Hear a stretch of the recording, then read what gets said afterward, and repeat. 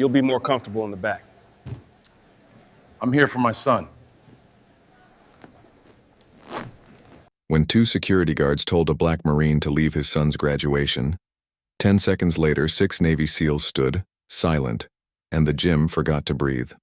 Darius King had driven 8 hours, polished boots, dress blues sharp as glass. He held a printed ticket, 3rd row, left side. Family seating, he'd been told. Now a shaved head guard leaned in. "Sir, you'll be more comfortable in the back." Darius didn't blink. "I'm here for my son." Across the crowd, Jalen King spotted the tension.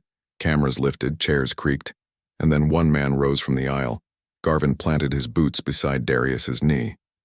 "Last time, sir, this row is full." Darius held up the ticket again. 3rd row, family seating, printed and scanned. Malley chewed his gum, eyes sliding to the back. "There's space by the bleachers. You'll be more comfortable." Darius's voice stayed level. "I'm comfortable watching my son." Chairs stilled. The volunteer with the clipboard froze. From the student line, Jalen watched, jaw tight.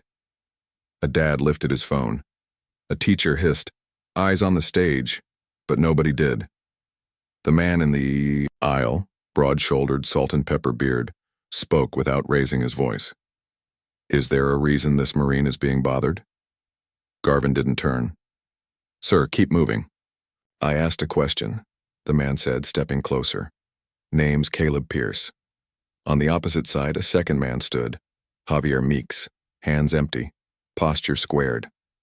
Far right bleachers, a third, Zachary Wells, took a seat facing the guards, not the stage.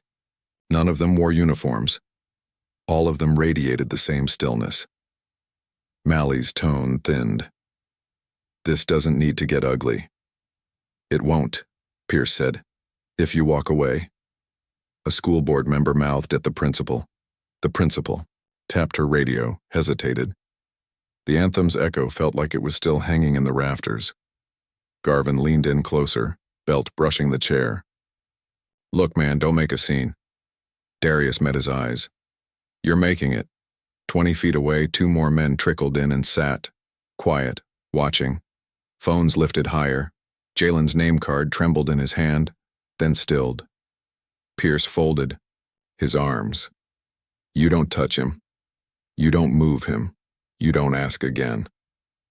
The gym's air shifted, less noise, more pressure, like a storm rolling in without wind. Garvin's jaw hardened. "High school rules, Marine, not your base." Darius kept his hands visible on his thighs. "My seat, my son. That's the rule that matters." The principal hovered in the aisle, whispering into her radio, eyes flicking between the guards and the growing ring of phones. Jalen, 3 rows of graduates back from the stage, couldn't hear words, only a tone he'd heard once before when a kid muttered something ugly in 8th grade. It was the tone his father answered with silence. Caleb Pierce shifted a half step, angling his body to cut the aisle. "Walk away," he said. "Do it with dignity." Garvin leaned closer, belt buckle grazing plastic. "You think that uniform makes you special?" "It makes me accountable," Darius said, steady. "What about you?" For a beat, the gym sound thinned to the hum of lights. Then, another man stood near the far bleachers, hands loose, eyes alert. Enrique Soto. 2 more slid into positions that didn't look like positions until you noticed the sightlines. Meeks left, Wells right. 6 men now, scattered, synced by something nobody could see, but everyone could feel. Jalen swallowed. He'd seen medals in a wooden box. He'd never seen what they meant until this. Darius's breathing slowed. His vision tunneled. Not from fear, from training. A memory punched through. Kandahar. Late sun hammering the wadi. A convoy blown, sideways, smoke clawing the sky. A young SEAL, Soto, pinned under a twisted hood, leg trapped. No time for radios. Darius planted, lifted, tendons screaming, metal grudging up an inch. Enough for Soto to yank free. "Move when I move," Darius had said, dragging him through gravel that chewed through gloves. Rounds stitched the sand. Nobody cheered. They just lived. The gym snapped back into focus. Pierce read Garvin's stance like a chart. Don't escalate, he said softly, almost kindly, the way professionals talk before weather breaks. Mally finally wavered. Garv, let's just... Garvin cut him off with a hand near his radio. Policy's policy. A school board member edged in, stage whisper urgent. The principal nodded once, gathering courage. Gentlemen, she said to the guards, you've been advised. Please step away from our guest. Garvin didn't.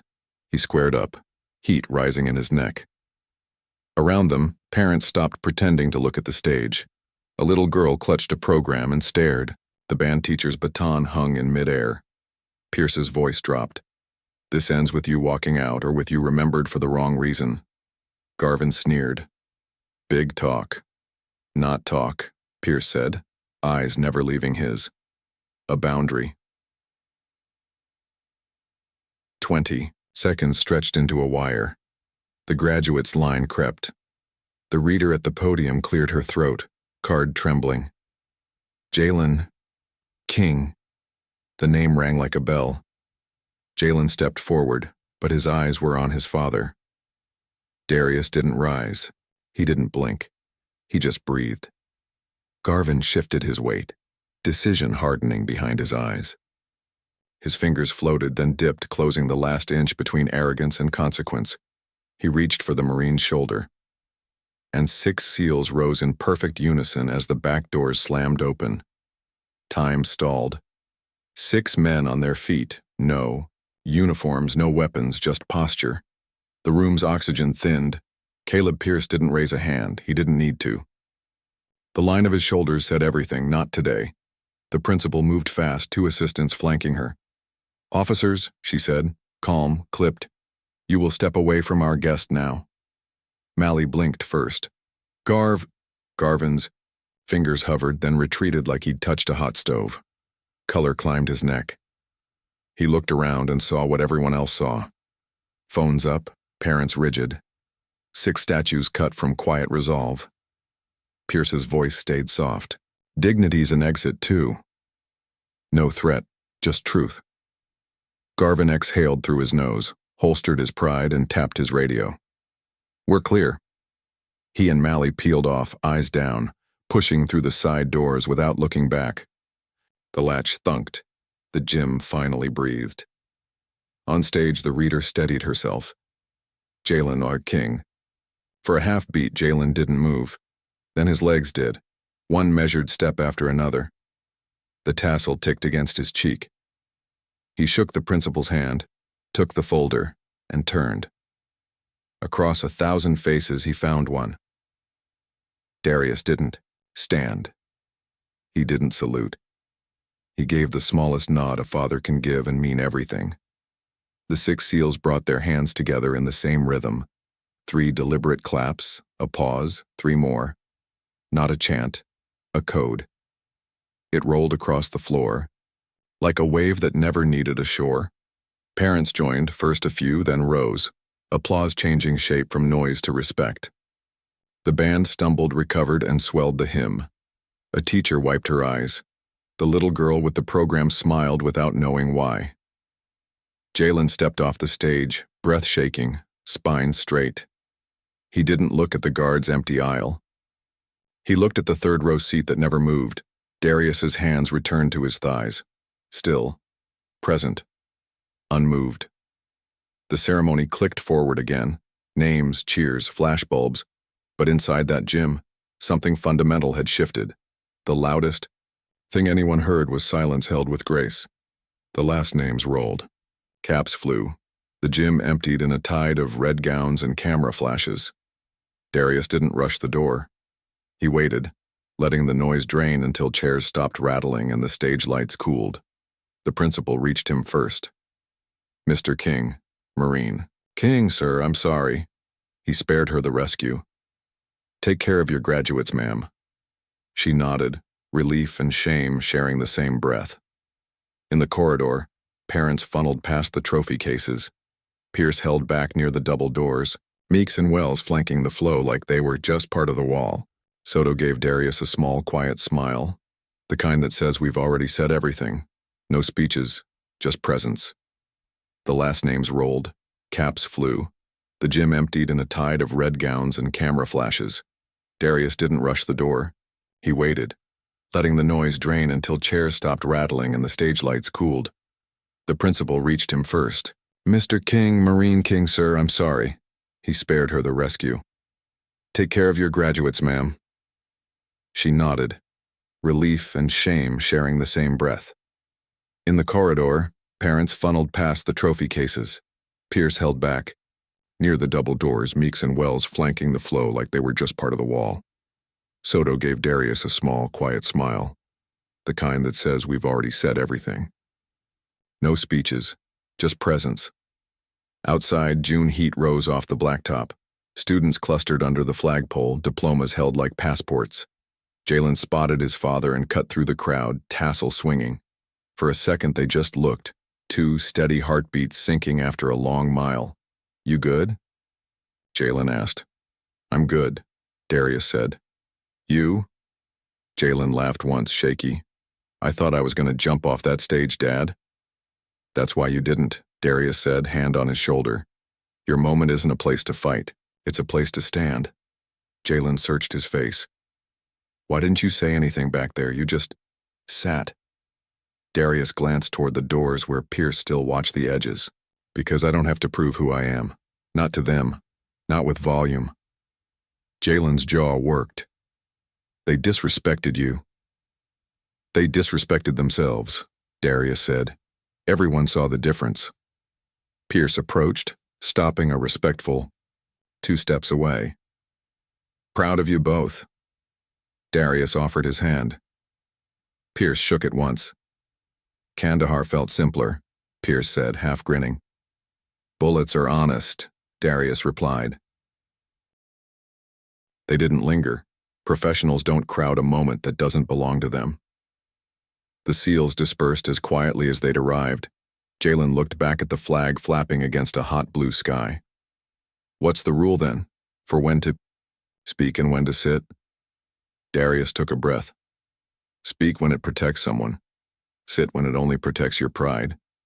Either way, control the temperature. Don't let the room control you." Jalen nodded, diploma tight in his grip. "I'll remember that." "You already did," Darius said. "You walked." Somewhere a car horn chirped. Someone yelled for group photos. Life picked up exactly where it had almost gone off the rails, and father and son stood in the center of it. Not louder, just clearer. The lot thinned to heat shimmer and balloon strings. Darius unlocked the charger and paused, fingers brushing a crease on the door. He slid into the driver's seat, reached inside his dress blues, and pulled a worn photo. Monica holding newborn Jalen, sunlight on her cheek. Jalen leaned in. "What would Mom have said today?" Darius smiled at the picture. "That you walked like a king. Name first, attitude second." They sat a beat in the hush that follows storms. From across the lane, Pierce lifted 2 fingers in a quiet farewell. No words, no pose. Darius returned a nod, a veteran's period at the end of a long sentence. Jalen buckled up. "So, what do I do when they push next time?" "Measure first," Darius said, turning the key. "If someone's at risk, you stand and speak. If it's just pride, you sit and own the space. Either way, control the temperature." The engine settled into a low, steady rumble. They pulled past the gym doors. The "Congrats, class of 2024.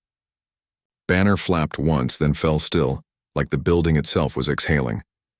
At the exit, Jalen glanced back at the empty third-row seat visible through the open doors, a geometry of plastic and principle.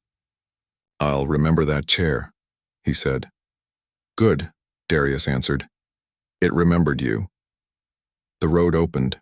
Sky went wide. Their shadows ran long and even on the asphalt. Some people raise their voice to be seen.